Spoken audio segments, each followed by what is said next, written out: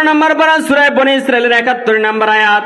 আল্লাহ বলেন, ইয়াওমা নাদউ কুল্লা উনাসিম বিইমামিহিম ফামান উতিয়া কিতাবাহু বিয়ামিনিহি। বলুন আল্লাহু আকবার।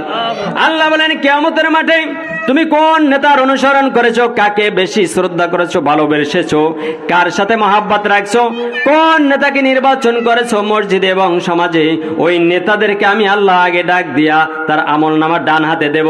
যদি জান্নাতি হয় আল্লাহর জান্নাতে চলে যাবে, আর নেতার পিছনে যারা ঘুরছো সবগুলা তার সাথে বিনা হিসাবে ওই জান্নাতে চলে যাবে। বলুন সুবহানাল্লাহ।